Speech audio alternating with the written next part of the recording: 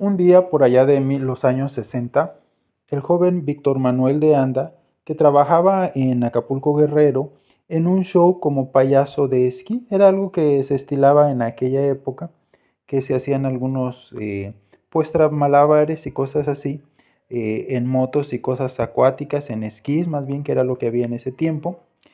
Y entonces este joven se cae y no era muy buen nadador él. Entonces, para no ahogarse, se aferró a sus esquíes y entonces daba vueltas. Y había alguien que estaba narrando todo lo que pasaba y dijo, mírenlo, mírenlo, este se aferra y se parece a un pirulí. Y a partir de ahí le empezaron todos a decir así el pirulí. Bueno, este hombre después se fue a Puerto Vallarta y trabajando ahí, porque en una de esas caídas, como payaso de esquí, se lastimó su columna, entonces ya no pudo y trabajaba en un hotel en Vallarta, empezó a cantar ahí y ahí le pusieron el Pirulí y él adoptó el nombre artístico de Víctor Iturbe. Bueno, pero vamos a ver cómo llegó todo hasta allá. Él nació el 8 de mayo de 1936. Dicen que en Puerto Vallarta, dicen que en Guadalajara.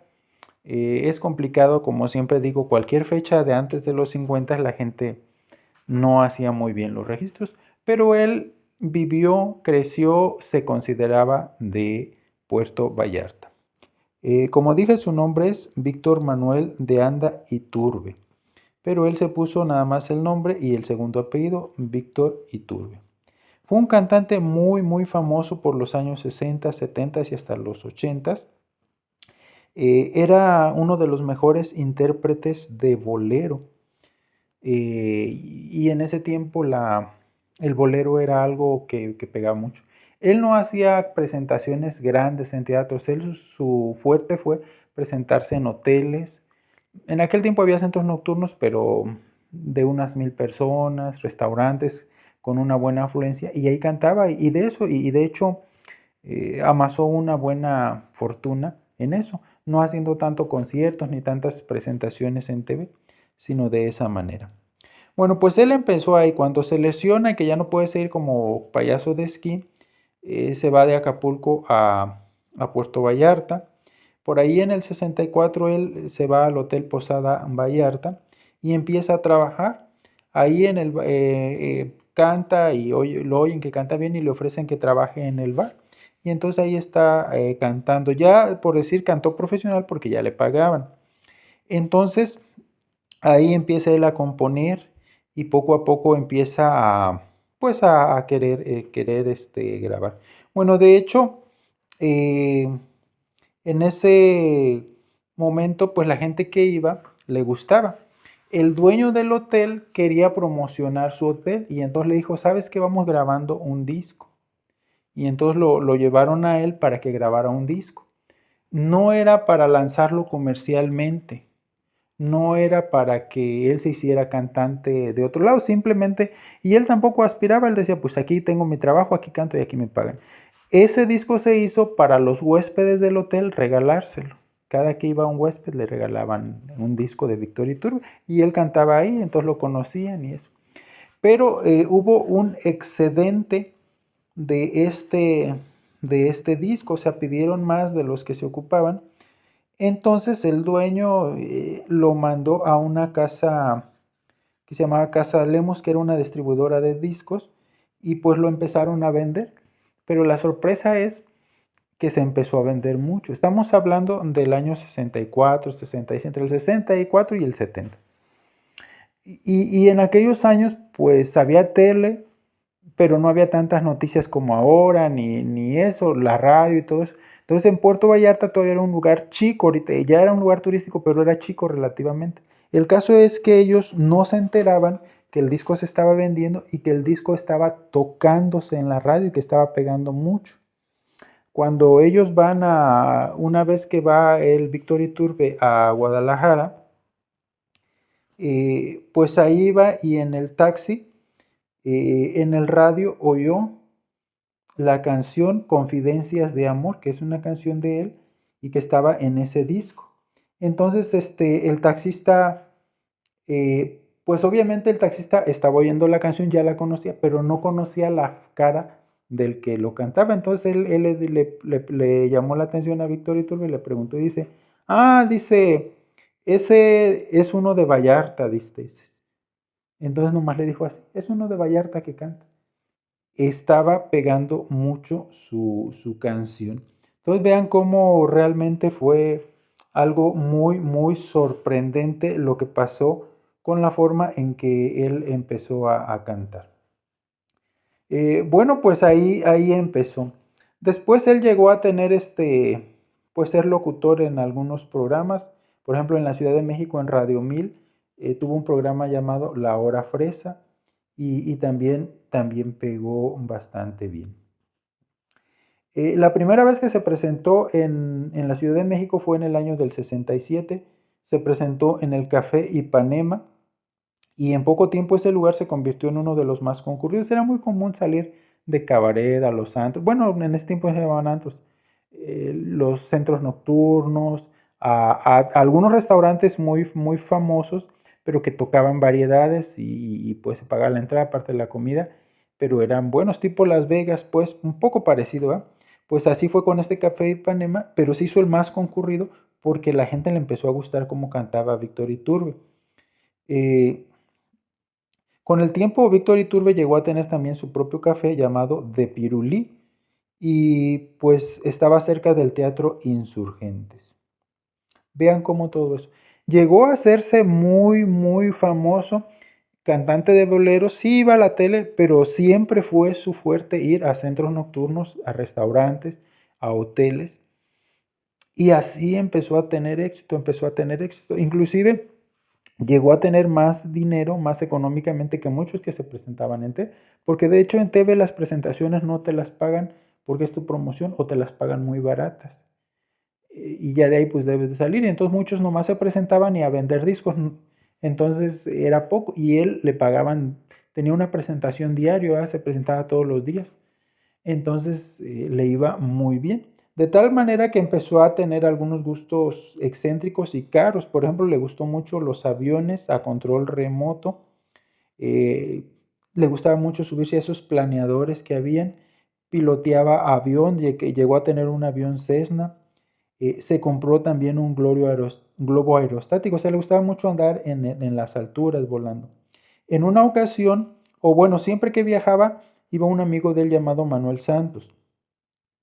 Esta obsesión por volar la deja en una ocasión que tuvo un accidente en el globo aerostático y estuvo a punto de perder su vida porque chocaron con un cable de alta tensión, o sea, fue muy peligroso.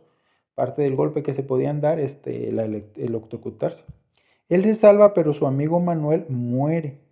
También iba Enrique Guzmán con él. A partir de ahí, el pirulí dejó de volar y ya ahora cambió de pasatiempo. Ahora se le dio por sembrar la tierra. Se dedicó por completo ahora a un rancho que compró allá por Puerto Vallarta, llamado El Jilguero. Y pues ahí pues le gustaba la agricultura y confiaba mucho en que el nopal era un gran alimento y sembró pues nopal. Esa es una buena afición, es segura, es algo bonito, es algo relajante y qué bueno que lo hacía. Él se convirtió, Víctor Iturbe el Pirulí, en el principal promotor de Puerto Vallarta, porque pues él ahí trabaja, digo que ahí creció o ahí nació tal vez, aunque muchos dicen que fue en Guadalajara, hay quienes hasta dicen que en Ciudad de México, pero pues él era de ahí porque ahí creció y ahí trabajaba. Fue el lugar que nació él como artista, donde estableció como su hogar, el lugar donde se casó. Ahí él presidía muchas fiestas, las fiestas patronales de mayo, a mediados de los 70 hasta los 80. Y pues esas fiestas ya no se han podido igualar hasta el día de hoy. Llevaba a los artistas más famosos de aquella época, como él los conocía, pues iban para allá. Y eso jaló mucho turismo porque en ese tiempo Vallarta, pues apenas empezaba, no se conocía. Jalisco lo quería promover, pero no era fácil, pues Víctor Iturbe ayudó mucho, mucho para que pudiera salir adelante. El primer programa de televisión en el que se presentó como cantante fue el programa de Paco Malgesto, su nombre real era Francisco Rubiales. Y después él llegó a tener un programa de televisión llamado Un Canto desde Guadalajara. lo filmaba en su rancho y pues ahí también lo usó para promocionar mucho Puerto Vallarta. Les digo que él era muy bueno para eso. En aquellos tiempos estaba el Festival Auto y a muchos cantantes les gustaba participar. De hecho, él participó muchas veces en el Festival OTI. De hecho, le llamaban el Milotis por sobrenombre. Pero él ni lo molestaba ni le incomodaba, más bien le hacía gracia. Y él decía que él era el albañil de la canción, porque trabajaba todos los días a toda hora y pues se daba tiempo para su rancho y la familia. Estuvo en dos películas por lo menos, Amor sin raza y Somos del otro Laredo. Estuvo en muchos programas de tele y de radio de aquella época. La última vez que se presenta él, bueno, primero dice que en un programa de Siempre en Domingo realizado en Plaza de Toros, Monterrey, subió hasta las gradas y seguía cantando, pero el cable no alcanzaba y los pobres, pues los técnicos tenían que ir conectándole extensiones para que pudiera seguir subiendo. Y como les digo, la última vez que él cantó fue en el Hotel Fiesta Americana en la Ciudad de México, donde tenía una exitosa temporada. Para esto ya se había radicado en la Ciudad de México porque era donde mejor le pagaban. O sea, en Vallarta pues tenía siempre trabajo, pero era un lugar más chiquito. Y en México podía ir a teatros, podía ir a cabarets, sobre todo iba a cabarets, centros nocturnos, restaurantes, y todos los días cantaba, todos los días. Y él quería, a veces pues descansaba, obvio, pero si él quería todos los días podía cantar y todos los días tenía un ingreso de dinero. Se asentó en un lugar, una zona residencial llamada Arboledas, en Atizapán de Zaragoza, y ahí vivía él con su esposa, con sus hijos. Y bueno, pues ahí ocurrió el terrible suceso de la noche del 29 de noviembre del 87, cuando pues él sufre un ataque ahí en su casa. Yo recuerdo bien los periódicos, los noticieros. Yo pues era niño, fue a otro día, el 30 de noviembre, que no, pues que mataron o que murió Víctor Iturbe, le quitaron la vida. Yo conocía poco, era niño y pues los boleros no, pues a uno de niño no le gustan. Pero ya he ido creciendo, veo la cantidad de boleros que canta, y lo bien que le cantaba. Pero sí se le dio mucha difusión. También recuerdo que una revista llamada Alarma publicaba fotos de él y pues qué mal, ¿verdad? Porque pues así mal pues a como estaba él, que lo habían ultimado, y pues es algo muy, muy duro. Bueno, ¿cómo fue que él perdió la vida? Bueno, él ese día estaba en su casa ahí pues en Atizapán de Zaragoza. eh, Esa vez su hija había salido y no llevaba las llaves, de tal manera que cuando él oyó que tocaron, fue rápido a abrir porque pensó que era su hija. Su esposa estaba en su cuarto y su hijo estaba en su cuarto. Y entonces al abrir, inmediatamente le descargan 6 tiros, calibre nuevo, y pues ahí quedó sin vida. Eh, Hubo muchas investigaciones y hubo muchas teorías, pero no se esclareció, pero hubo muchos incidentes raros. En primer lugar, se dijo que había sido por asalto, pero no se llevaron nada de la casa y pues eso descartaba. Aparte, eh, cuando es un asalto, el ladrón por lo general no le quita la vida al que asalta. Cuando se opone al que van a asaltar, pues sí llega a haber tiroteos, pero normalmente es una o dos, porque lo único que quieren es pues que la otra persona pues ya no pelee. Pero aquí se le dio con mucha hazaña porque le descargaron aquello. Entonces se muestra que era un odio, que tenía que hacer algo para eso. Eh, ya no se supo si en realidad eso es lo que se dice, si él salió a abrir o alguien entró, vea que le hayan abierto. Hubo muchas irregularidades porque eh, el lugar donde cayó muerto, donde lo encontraron, se menciona que lo arrastraron. También dice que en la alfombra donde pues cayó tenía rastros de sangre, pero que se mandó lavar para eliminar toda evidencia. Entonces, pues se dice que la escena del crimen fue alterada por la propia familia, ¿verdad? Entonces, eso es lo que se dice, ¿verdad? Hay pues teorías, ¿verdad? Se determinó que fueron tres los que le dispararon por el tipo de balas, pues eran de tres pistolas diferentes y a una distancia de 8 metros, o sea, no fue así directamente, sino que fue de lejecitos, porque cuando se dijo así, no, pues que le tocaron, él abrió y ahí le descargaron a lo corto, pero probablemente abrieron y él estaba mal. Bueno, les digo esto porque miren, descubrieron en un río llamado Moritas, allá en Atizapán, un sillón ensangrentado que coincidía con el que estaba en la sala de la familia. Y se presume que ahí estaba él sentado. O sea, quiere decir que abrieron la puerta, alguien les abrió y ahí le dieron. Cayó y lo arrastraron a la puerta para que se pensara que había sido en la puerta. Eso es lo que se investigó después. En un video que hice de Jorge Vargas se decía que a él se le había acusado de que él había sido porque él no quería a Víctor Iturbe, tenían algunas diferencias. Él llegó ahí porque él trabajaba en la policía y en teoría ayudó, pero pues lo que se dice es que en realidad lo que pasó es que la familia, este, con Jorge Vargas limpiaron la escena del crimen. En ese tiempo había, el jefe de la policía era Arturo Durazo Moreno.